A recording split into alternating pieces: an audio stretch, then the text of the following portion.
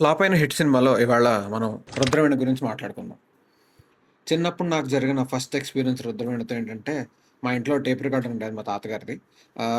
Summer holidays వచ్చినప్పుడల్లా ఆ tape రికార్డర్‌లో ఏదో ఒక క్యాసెట్ పెట్టుకొని వింటూ ఉండేవాడిని. నాకు అప్పట్లో ఫస్ట్ ఈ క్యాసెట్ 'రుద్రవీణ' క్యాసెట్ మా మావయ్య తీసుకొచ్చిస్తే, నేను క్యాసెట్ టేప్ రికార్డర్‌లో పెట్టుకొని 'రండి రండి రండి' అనే పాట విని చాలా ఎక్సైట్ అయ్యాను. ఎందుకంటే అందులో ఉండే ఒక టిపికల్ ఆర్కెస్ట్రేషన్, మ్యూజికల్ సౌండ్స్ అన్నీ చాలా ఇంట్రెస్టింగ్‌గాను, చాలా ఎంతూసియాస్టిక్‌గా అనిపించేవి. అంటే చిన్న వయసులో మిగతా సినిమా అంతాను, పాటలంతా కూడా ఒక రకమైన emotional side of the coin ఉంటే, ఈ పాట చాలా ఫన్‌గా ఉంటుంది. అందుకని చిన్నప్పుడు చాలా ఈ సినిమా బాగా ఈ పాట బాగా నచ్చింది. సరే ఇదేంటని ఆబ్వియస్‌లీ మనం అప్పటికింకా థియేటర్‌లో వస్తే చూసేంత ఉండేది కాదు కాబట్టి టీవీలోనే చూసా ఆ సినిమా. చిన్నప్పుడు ఆ సినిమా చూసినప్పుడేంటంటే, 'చిరంజీవి' సినిమాలు చిన్నప్పటి నుంచి అలవాటే. అప్పటికి వేరే అతని గ్యాంగ్ లీడర్ గాని, లేకపోతే మాస్ సినిమాలన్నీ చూసినా కూడా, 'రుద్రవీణ' చూసి అదొక రకమైన డిఫరెంట్ ఎక్స్‌పీరియన్స్ కలిగింది. ఆ ఎక్స్‌పీరియన్స్ ఏంటనేది కూడా ఎగ్జాక్ట్‌గా నేను ఇది అనే ఒక మాటల్లో చెప్పలేను. ఎందుకంటే ఆ ఏజ్‌కి కలిగిన ఎక్స్‌పీరియన్స్ ఏంటంటే, అరే! ఇదేంటి ఇది రెగ్యులర్‌గా 'చిరంజీవి' సినిమాలో లేవు. ఇందులో ఫైట్‌లు లేవేంటి? 'చిరంజీవి' రెగ్యులర్‌గా చేసే డాన్సులు లేవేంటి? ఒక పక్కన అనిపిస్తుంటే కూడా, ఇంకో పక్కనేంటంటే, ఈ 'చుట్టుపక్కల చూడరా' అనే పాట చూసినప్పుడు గానీ, 'లలిత ప్రియ కమలం' అనే పాట చూసినప్పుడు గానీ, అరే! డెఫినైట్‌లీ ఇదైతే రెగ్యులర్ 'చిరంజీవి' సినిమా కాదు. కానీ ఇదేదో చాలా కొత్తగా ఒక ఏజొచ్చిన తర్వాత ఈ సినిమా చూస్తుంటే, ఈ సినిమాలో నాకు బాగా స్ట్రైక్ అయిన పాయింట్స్ గురించి మాట్లాడుకోవాల్సొస్తే, అందులో ఏంటంటే ఈ సినిమాలో హీరోకి తన పర్సనల్ గోల్ ఉండదు. సూర్యం అనే క్యారెక్టర్‌కి తను పర్సనల్‌గా ఒక సంగీత విద్వాంసుడు కాబట్టి, పీక్ స్టేజ్‌లో నేను పెర్ఫార్మన్స్ చేసి, నేను అవార్డ్స్ తెచ్చుకోవాలన్న పర్సనల్ గోల్ ఉండదు. లేకపోతే హీరోయిన్ శోభన, ఆమెని పెళ్లి చేసుకోవాలన్న పర్సనల్ గోల్ ఉండదు. వాళ్ళ నాన్నగారిని మెప్పించాలన్న పర్సనల్ గోల్ ఉండదు. జనరల్‌గా ఫిల్మ్స్ అన్నిటికి చూస్తే ఏంటంటే, హీరోకి హీరో ఉంటాడు, విలన్ ఉంటాడు. వాళ్ళిద్దరి మధ్య ఒక ఒక ఫస్ట్ టైమ్ మీటింగ్ అయ్యే సీన్స్‌కేంటంటే, ఏదో ఒక రకంగా కలుస్తారు. బట్ తర్వాత నుంచి అదేంటంటే పర్సనల్ రివెంజ్‌గా మారిపోతుంటుంది. ఆ పర్సనల్ రివెంజ్ ఫిల్మ్స్ చూసి నాకు అరే! ఎందుకు అది పర్సనల్ ఉండాల్సిన అవసరం లేదు కదా! ఏదైనా సంథింగ్ డిఫరెంట్ ఉండాలి కదా! అని నాకు అనిపించినప్పుడు చూసిన సినిమానే 'రుద్రవీణ.' ఇందులో ఆ ఊరికి సంబంధించినంత వరకు తను ఒక ఊళ్ళో ఉంటాడు. ఇది నా సోషల్ రెస్పాన్సిబిలిటీ. ఈ ఊళ్ళో ఫర్ ఎగ్జాంపుల్ అక్కడెక్కడో యాక్సిడెంట్ అయ్యి ఆయనకి ఎవరికో హాస్పిటల్ తీసుకెళ్లాల్సొస్తే వీళ్ళేమో మ్యూజికల్ కాన్సర్ట్‌కి వెళ్తూ ఉంటారు. వాళ్ళ నాన్న ఒప్పుకోడు 'బిల్హరి శాస్త్రి.' బట్ మొత్తానికి ఏమవుతుందంటే కాన్సర్ట్ కంప్లీట్ చేసుకొచ్చిన తర్వాత హాస్పిటల్‌కెళ్తాడు. ఏమైందో అట్‌లీస్ట్ నేను హెల్ప్ చేయలేకపోయాను. మనిషి ఎలా ఉన్నాడో కనుక్కుందాం అని చెప్పి హాస్పిటల్‌కెళ్తాడు. అక్కడ చనిపోతాడు.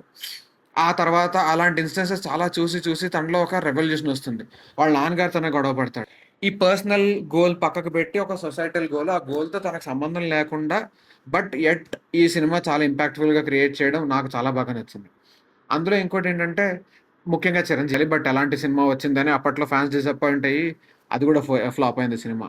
బట్ ఫ్లాప్ అయినా కూడా ఇందాక నేనన్నట్టు ఫ్లాప్ అయిన హిట్ సినిమా అని ఎందుకంటున్నానంటే, సినిమా తమిళ్‌లో కూడా రీమేక్ చేస్తే కమల్ హాసన్ చేశారు ఆ cinema. And you know how great Kamal Haasan. అట్లాంటిది ఇంట్లో కన్ఫrontation అయినప్పుడు ఎవ్వరు తినకపోతే అదే సూర్య అనే క్యారెక్టర్ చేస్తున్న చిరంజీవి భోజనానికి కూర్చున్నప్పుడు, భోజనం కలుపుకుంటున్నప్పుడు కూడా ఆ కలుపుకునే స్టైలు, భోజనము చేతులు ముద్ద తీసుకొని నోట్లో పెట్టుకుంటూ కళ్ళు ఒక్కసారి ఇలా పైకి చూస్తాడు. ఆ కళ్ళల్లో ఉండే ఒక ఎరుపు, మెరుపు అట్ ద సేమ్ టైమ్ బాధ, కోపం అన్నీ ఒకేసారి ఎక్స్‌ప్రెస్ చేయగలిగిన గ్రేటెస్ట్ యాక్టర్స్ చిరంజీవి. అందుకోసం అని చెప్పేసి ఈ ఫిల్మ్ నాకు చాలా పర్సనల్‌గా చాలా ఇష్టం. అండ్ ఆబ్వియస్‌లీ ఒక ఏజ్ మెచ్యూరిటీ వచ్చిన తర్వాత నుంచి 'సిరివెన్నెల' గారి ఫ్యాన్ అయిన తర్వాత ఆ పాటలు వింటుంటే తెప్ప తగల పెట్టేస్తావా ఏరు దాటగానే. అంటే నీకు సంబంధం లేకపోతే నీది పని అయిపోయిన తర్వాత పక్కవాడు ఎవడైనా సరే అవసరం లేదా నీకు? అని స్టార్ట్ చేస్తూ నమ్మకు నమ్మకు హీరోయిన్ మాట్లాడుకుంటూ. అలానే మళ్ళీ అందులో కూడా ఒక ఇద్దరి మధ్య ప్రేమ గీతం పెట్టాలంటే 'లలిత ప్రియ కమలం' అనే సాంగ్ పెట్టినప్పుడు దాన్ని అర్థం చేసుకోవడానికి నేను పెట్టిన ఎఫర్ట్స్ కానీ సో, ఇట్లాంటి ఎలిమెంట్స్ అన్నీ ఉన్నప్పుడు ఇది మళ్ళీ నాకెప్పుడూ ఆశ్చర్యమే. ఇలాంటి సినిమాలు మనం ఎందుకు ఫ్లాప్ చేస్తాం? కానీ అందులో ఒకానొక పాయింట్ నాకు నచ్చనిదేంటంటే, ఇలాంటి కన్ఫrontation సీన్సే ఇంకో చోటొచ్చినప్పుడు వాళ్ళ అన్నయ్య ఆ సినిమాలో మూగ క్యారెక్టర్ ఆయనది. కాకపోతే ఆయన సన్నాయి వాయిస్తారు.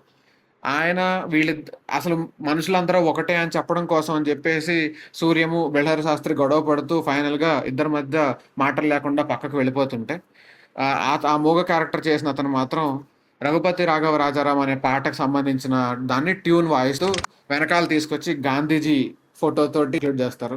Which I felt it is not correct. Because ఎందుకంటే ఆ పాటని కంప్లీట్‌గా మార్చేసి దాని అర్థాన్ని మార్చేసిన ఆయన ఎవరయ్యా అంటే మనకు తెలిసిందే గాంధీజీ.